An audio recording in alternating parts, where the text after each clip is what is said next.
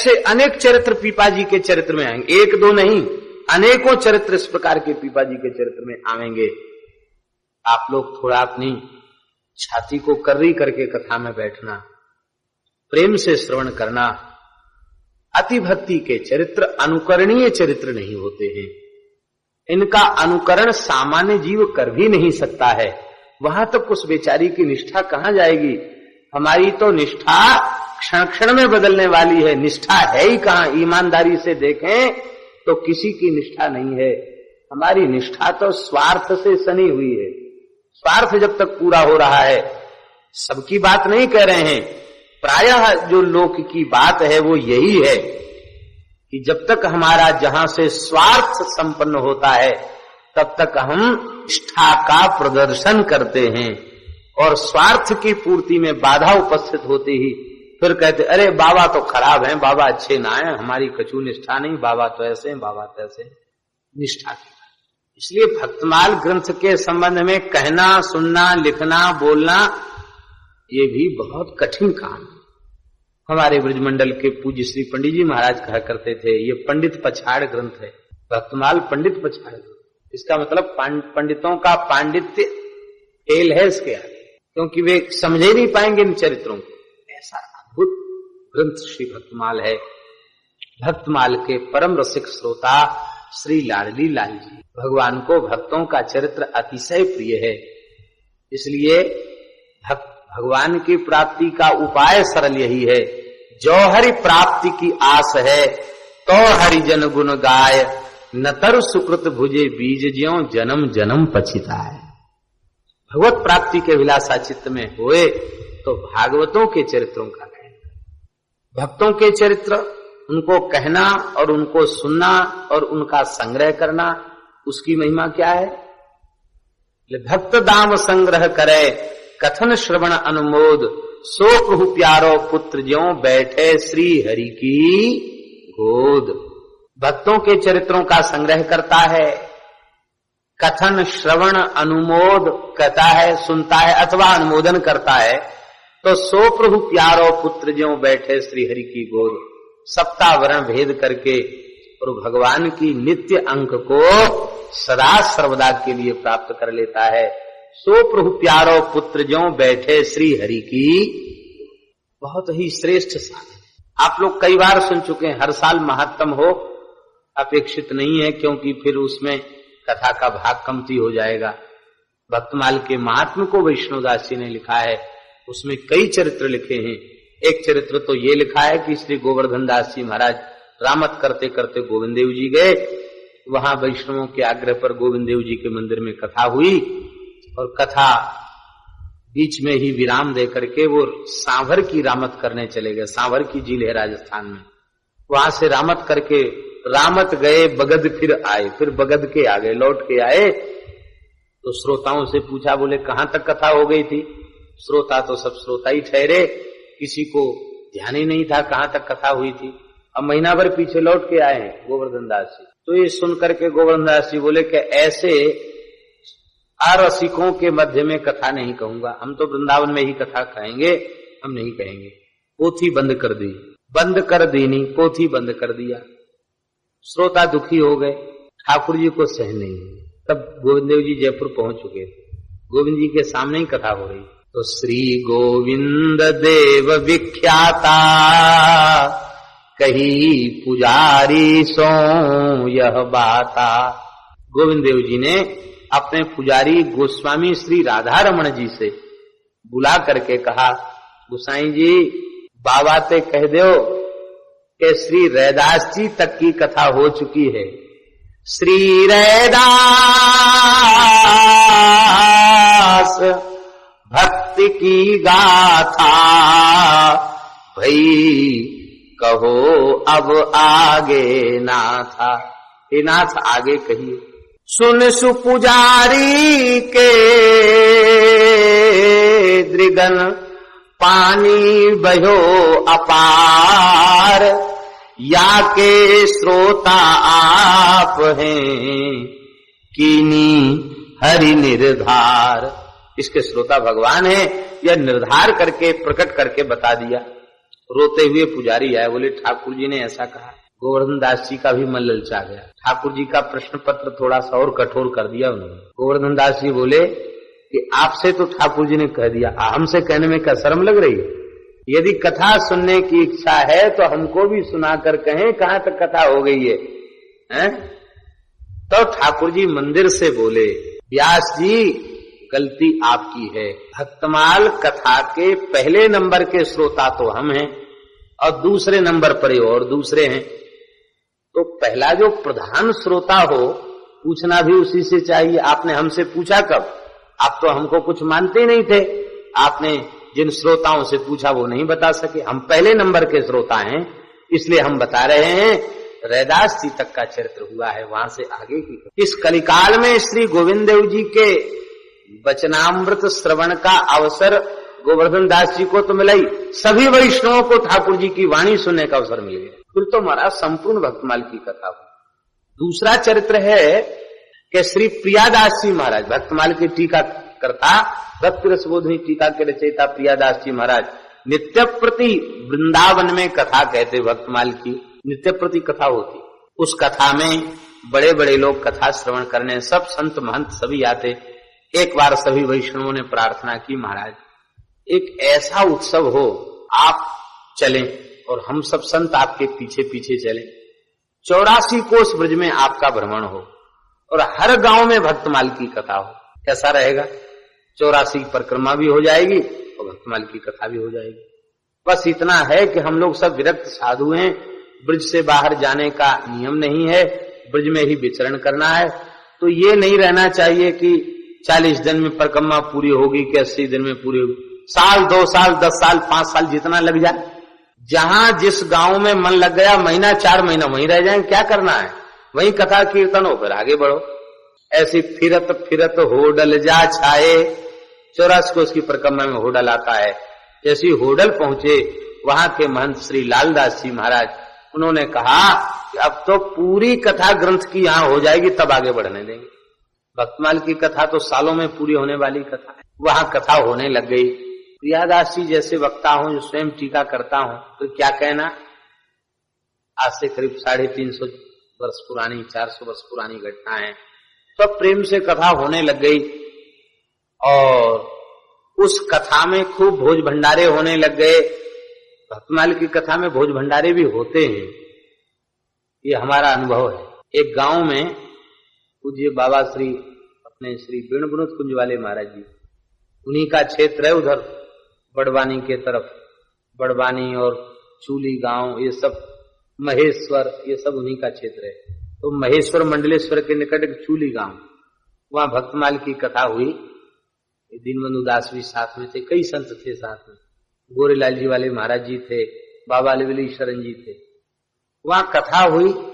एक गांव का ऐसा व्यक्ति जिसके बारे में यह प्रसिद्धि थी कि अपने जीवन में कभी 2 ब्राह्मण को भोजन नहीं कराया, किसी त्योहार पर भी 2 ब्राह्मण घर में न्योता देकर भोजन कराया हो, ऐसा नहीं। वो कथा में कोई भंडारे की और संत सेवा की बात ऐसी उसकी बुद्धि में फिट बैठ गई, तो उसको तो इतना उत्साह बढ़ गया, बोले महाराज पूरे गांव का जरा भंडारा हम ही करेंगे, दूसरा कोई कुछ उसमें दे नहीं। तो लोगों ने कहा हंसी तो नहीं करा? बोले नहीं हंसी नहीं महाराज, सामान ले आओ। बस एक प्रार्थना है, सब संतों को भले ही 5-10 मिनट के लिए हमें हमारे घर में चरण पधराने पड़े, विशाल भंडारा होगा एक ही व्यक्ति के द्वारा। बाबा बोले कि चमत्कार कैसे हो गया? आपने कुछ कर दिया? हमने कुछ नहीं किया, ये भक्तमाल की कथा ही ऐसी है, इसमें संत सेवा की बात बार बार आती है। तो कब किस श्रोता की बुद्धि में आ जाए बात, अरे भैया जो कुछ मिला है वो सेवा के लिए मिला है, सदुपयोग करके हम अपने जीवन को सफल बनावें, तो ये बात समझ में आ जाए, सोई भंडारे चेत जाते हैं। हमारे श्री सुदामा कुटी के संस्थापक परम श्रद्धेय गो संत सेवी महंत श्री सुदामा दास जी महाराज वो कहते थे, जानते हो कोई भगत आता है कुछ पूछता है तो हम तो पंडित जी से भक्तमाल सुना हूं, तो कोई भक्तमाल की कथा सुना देता हूं, सुनने के बाद कहता महाराज हमारी भी इच्छा हो रही है एक भंडारा करने। बोले हंसकर बोलते थे, कहते भक्तमाल की कथा सुनाता हूं तो भंडारा निश्चित हो जाता है। भंडारे में आपको लाभ क्या है? कहते सबको ही लाभ है, संत भगवान प्रेम से पाते हैं, उनको कुछ भेंट विदाई मिल जाती है, उनके अपने ठाकुर जी की सेवा में काम आ जाती है। संत कैसे निर्वाह करते हैं, बाहर के लोग इसको नहीं जान पाए। हम लोग तो संतों में ही रहे हैं तो जानते हैं। आप सोचिए, महीने में 4 भंडारे हो गए, आप एक अंदाजा बता रहे हैं, 4 भंडारे हो गए, और एक भंडारे का कानून, इस समय का कानून है 10 रुपए दक्षिणा से कम नहीं। तो 4 भंडारे में कितनी रुपए दक्षिणा मिली? 40 रुपए। तो एक महात्मा 40 रुपए में अपने ठाकुर की सेवा भी कर लेता है, वो अपने दुख सुख की भी सेवा कर लेता है, तो बताओ कितनी अकिंचनता में उनका व्यवहार है। आप सोचिए, आज के युग, इस युग में 20 रुपए या 40 रुपए में व्यक्ति महीने भर का खर्च नहीं चला सकता, पर हमारे संत भगवान ऐसे अभी हमारे परिचय में हैं, संज्ञान में हैं, तो वो उस दक्षिणा को बचा बचा करके रामनवमी, जन्माष्टमी, राधाष्टमी भी कर लेते हैं, और अपने ठाकुर की मिश्री का और धूप बत्ती का खर्च भी उसी से निकाल लेते हैं। साधु वस्तुतः अकिंचन होते हैं, और अकिंचन होते हैं इसलिए भजन भी बनता है। अकिंचनता जहां नहीं है, 2 प्रकार की अकिंचनता है। एक सब कुछ होते हुए किंचनता, वो तो थोड़ा कठिन है, और भगवान कृपा का कुछ है ही नहीं, तो अकिंचनता का भाव बनाने में ज्यादा श्रम नहीं करना पड़ता। एक अम्बरीश की कोटि के किंचन है, एक सुदामा जी की कोटि का किंचन है, पर अकिंचनता का भाव आए बिना भजन संभव नहीं है। परम अकिंचन प्रिय हरि के रे, ताते कहीं संत श्रुति तेरे। भगवान को परम अकिंचन। तो महंत जी कहते थे कि बेचारे साधुओं को 10-5 रुपए दक्षिणा मिल जाती है, तो इनकी ठाकुर सेवा का खर्च चल जाता है, तो इसलिए हमको प्रसन्नता होती, कोई भंडारा हो जाता। महात्माओं के खूब भंडारे होने लगे लालदास जी के यहाँ। आज हमारी तरफ से ठाकुर जी की रसोई, आज हमारी तरफ से, आज हमारी तरफ से। साधुओं का कोई कल कारखाना, नौकरी धंधा तो है नहीं, ऐसी सेवा चलने लगी। कुछ ब्रजवासी थे, वो पैसे से चोर थे, चोरी का ही धंधा था उनका। कुछ दिनों से कुछ चोरी का उपाय लगा नहीं, वो बढ़िया सुंदर साधु का भेष बना के वहीं आ गए। और हमारे यहाँ ब्रजवासी संत कहते हैं, विनोद में कहते, ब्रजवासिन के घरन में चारों संप्रदाय के तिलक कंठी सब गिरवी रखे, चाहे जब चाहे जो तिलक लगा के आ जाएं, और कहेंगे महंत से, अरे तू हमें ना जाने, तेरे दादा गुरु जो ना, उनको मैं छोटो गुरु भाई हूं। लो, बेचारे महंत ने दादा गुरु को कहां देखा, छोटा गुरु भाई बन गया। इसका मतलब दादा गुरु तो पहले ही बन के आ गया। अरे तेरे गुरु और तेरे दादा गुरु तो बिना हमको न्योतो दिए भंडारो ही नाए करते, तेन मोए न्योतो ही नाई दियो, पर अपने होवे के नाते हम चले आए। या तो दादा गुरु जी हो तो आओ बैठो, प्रसाद खाओ। दान दक्षिणा लेने में भी उनको कोई संकोच नहीं होता। ब्रजवासी हैं, हम तो जन्म सिद्ध साधु हैं। जगत गुरु ब्राह्मण, ब्राह्मण गुरु सन्यासी, सन्यासी गुरु अविनाशी, अविनाशी गुरु ब्रजवासी। तो श्री कृष्ण के भी गुरु हैं। तो जब श्री कृष्ण के भी गुरु हैं, तो इनको विचारों को पूजा करवाने में या दान दक्षिणा लेने में संकोच किस बात का। बड़ी विलक्षण ठाकुर जी की लीलाएं हैं। वो सब ब्रजवासी वहां आकर प्रसाद पाते, मन में सोचते, अरे यहाँ तो खूब चकाचक है, कभी ऐसा करें नजर बचा के ले जाएं। एक रात सब सो रहे थे, वो चोर ठाकुर जी लेके चल गए। ठाकुर जी के आभूषण सब लेके चलने लग गए। हाय ठाकुर जी कहाँ गए। संतों का भाव दूसरा होता है। प्रियादास जी ने यह नहीं कहा कि ठाकुर जी चले गए चोर ले गए, वो नहीं बोले। ठाकुर जी को कथा अच्छी नहीं लगी। ठाकुर को ये चरित न प्यारे, ताते चोरन संग पधारे। ठाकुर जी को कथा अच्छी लगती तो कह देते, भाई तुम हमारा गहना ले जाओ, सोने चांदी के बर्तन हो वो ले जाओ, पर हमको भक्तमाल की कथा सुन लेने दो। तो लगता है ठाकुर जी को कथा अच्छी नहीं लगती। ठाकुर को ये चरित न प्यारे, ताते चोरन संग पधारे। अब मैं भक्तमाल नहीं कही हूं। प्रियादास बोले, आज से भक्तमाल की कथा बंद। जब मैं नाभा जी की आज्ञा से भक्तमाल की टीका की थी, प्रियादास जी ने कहा, उस समय नाभा जी ने प्रकट होकर कहा था। इसके प्रधान श्रोता ठाकुर जी। अरे आचार्य की वाणी मिथ्या कैसे होगी। ठाकुर को ये चरित न प्यारे, ताते चोरन संग पधारे। अब मैं भक्तमाल नहीं कही हूं, आज से भक्तमाल नहीं कहूंगा। लालदास जी बोले, महाराज दूसरे ठाकुर जी शालिग्राम जी, उनको भोग लग जाएगा, संत भगवान प्रसाद पावे, दूसरे ठाकुर जी पधरा देंगे, कुछ नहीं। भक्तमाल की कथा बंद और अन्न जल भी बंद। कलंक लगा दिया कथा को। ठाकुर जी क्यों चले गए? कह देते भाई हमको जाना ही है तो कथा सुन के जाएंगे, ऐसे क्यों चले गए? इधर चोर ले गए उनको जंगल में, उनको छिपा के रखा है ठाकुर जी को। थके तो थे ही, वो चोर जाके सो गए। सोए तो ठाकुर जी ने कहा, दोहरे दुख परे हैं हम पर, चोरे दुख डारूंगो तुम पर। हमको बहुत दोहरा दुख हुआ। एक तो हमारे संतों को दुख हुआ, तो संतों का दुख हमारे ऊपर आया। अब भक्तमाल की कथा में तुमने विक्षेप किया, ये दोहरा दुख, तो चौगुना दुख तुम्हारे ऊपर पड़ेगा। हमको जल्दी से हमको जहां के तहां पहुंचावो, नातर तुम बहुत दुख पावो, नहीं तो बहुत दुख मिलेगा तुमको। सुन के चोर उठे अधराता, आधी रात कोई चोर उठ गए। सबने एक दूसरे को जगा के पूछा, भैया तुम्हें कछु दिखो? बोले हाँ मैं यही दिखा। सबको एक ही स्वप्न हुआ। अब तो सबे चोर नाचत गावत बजवत आए, संग सकल सामग्री लाए। ठाकुर जी की सामग्री तो जो ले गए थे वो तो ले ही आए, और अपने घर से घी बूरा आटा दाल चावल बैलगाड़ी में भर के सब लेके आए। बढ़िया विमान सजाया ठाकुर जी का। अभी भी वो ठाकुर जी विराजमान है, अभी भी है वो ठाकुर जी। ओडल गांव में हमने दर्शन किए महाराज के साथ जाके, जो चोरों के संग गए थे फिर लौट के आए। भक्तमाल के श्रोता ठाकुर जी हैं।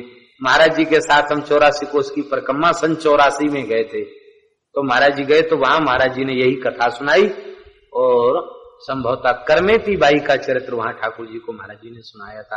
महाराज बोले भैया ये रसिक ठाकुर हैं, इनको कथा सुना के तब आगे बढ़ेंगे। तो महाराज जी ने वहां भक्तमाल की कथा भी सुनाई। बहुत सुंदर स्थान है।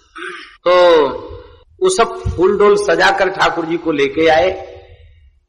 इधर एक ब्राह्मण होडल का, उसने ठाकुर को पहचान लिया, क्योंकि ये बात तो सब जगह फैली गई थी कि ठाकुर जी चले गए चोरी।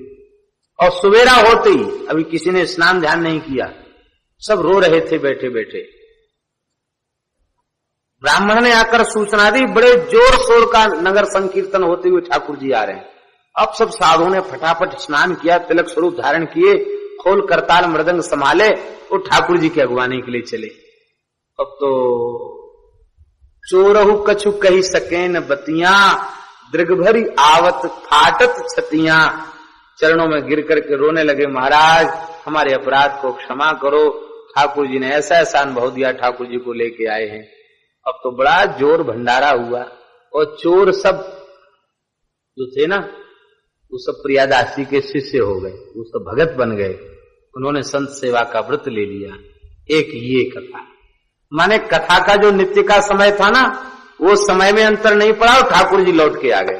तीसरा भक्तमाल महात्म्य चरित्र है। एक राजस्थान के वैश्य थे। लोगों का कहना है कि वे संभवतः अलवर स्टेट के थे, अलवर रियासत। वो वैश्य आए प्रियादास जी के पास, कौजन प्रियादास के पासा। प्रियादास जी के पास आए और बोले हमको एक पोथी लिख करके दे दो। उसमें छापा खाना नहीं था, पुस्तक की छपाई नहीं होती थी, हाथ से लिखा जाता था। बोले एक पोथी हमको दे दो। तो क्या करोगे पोथी लेकर? कहन सुनन कछु है अभ्यासा। भक्तमाल की कथा कहने सुनने का कुछ अभ्यास है क्या? बोले महाराज अभ्यास तो नहीं है, महाराज में जग व्यवहारी, गृह कारज में अटक्यो भारी। मैं तो गृहस्थी आदमी हूं, व्यापारी आदमी हूं, बस व्यापार धंधे से परिवार से हमें फुर्सत ही नहीं, फिर पोथी क्या करोगे? उसने कहा जैसे श्रीमद् भागवत साक्षात श्री कृष्ण का स्वरूप है, जैसे रामायण साक्षात राम जी का स्वरूप है, ऐसे भक्तमाल तो भक्तों का स्वरूप है। सब संत भक्तमाल में विराजते हैं।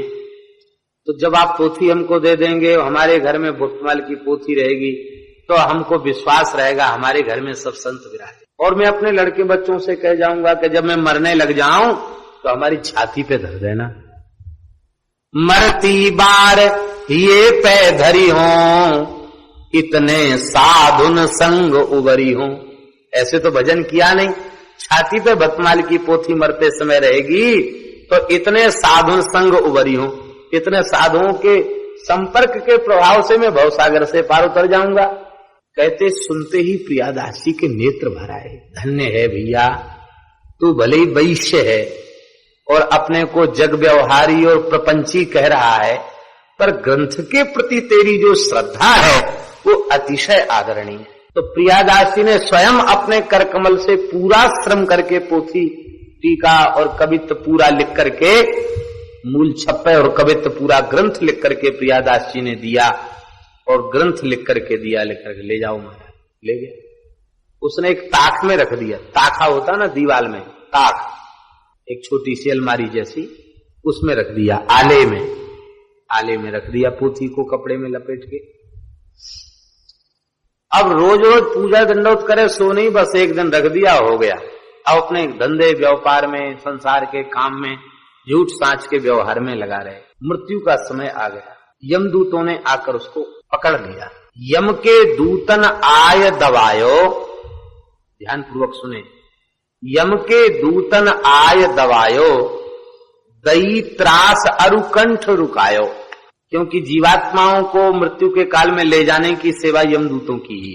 यमदूत आ गए, कंठ दबा दिया।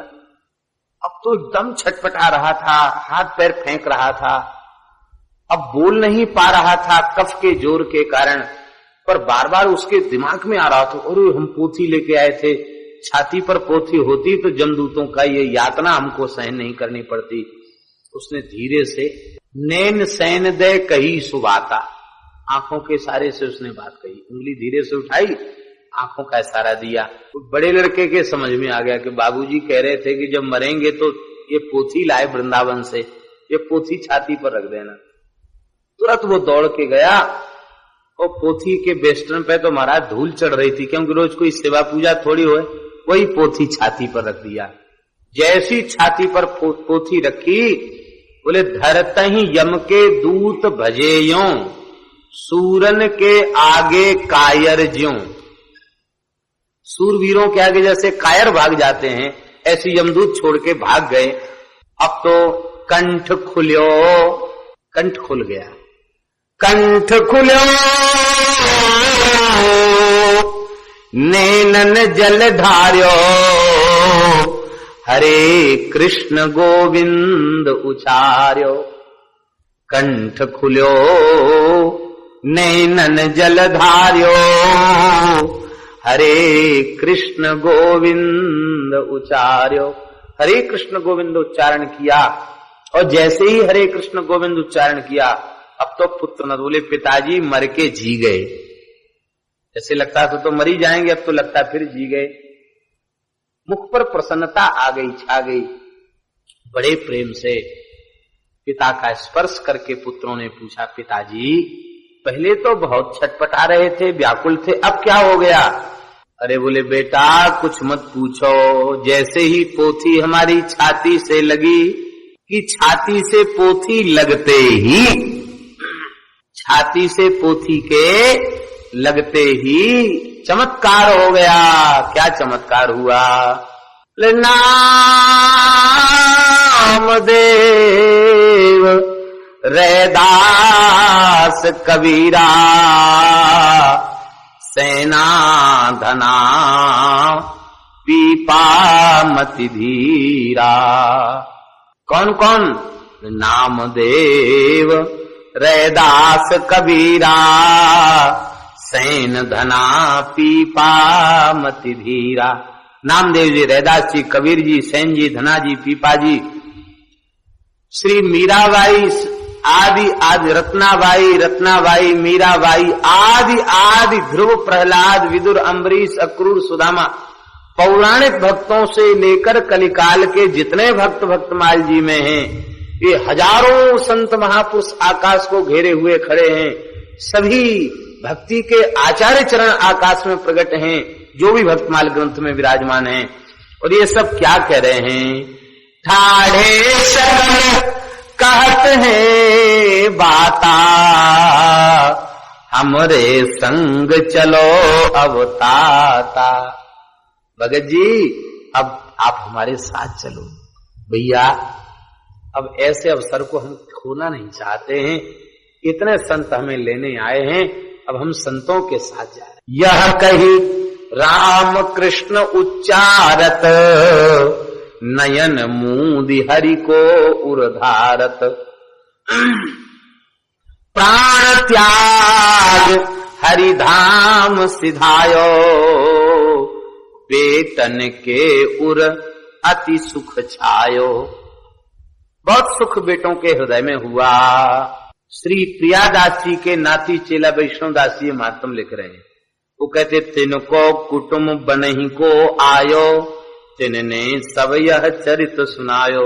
उनका परिवार वृंदावन दर्शन करने आया तो हमारे पिताजी के ऐसे सदगति भई बेटों ने सुनाया। सो हम लिखन कियो है सही, ये दृष्टांत नहीं है, कपोल कल्पित घटना नहीं है।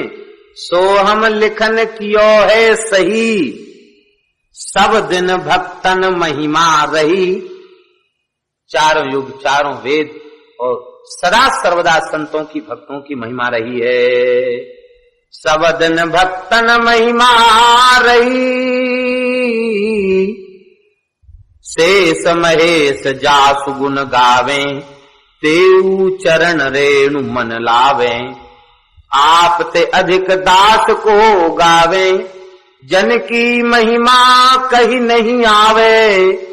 प्रियादास अति ही सुखकारी, भक्तमाल टीका विस्तारी। तिनको पौत्र परम रंग भीनो, वैष्णव दास महातम कीनो। भक्तमाल की गंध को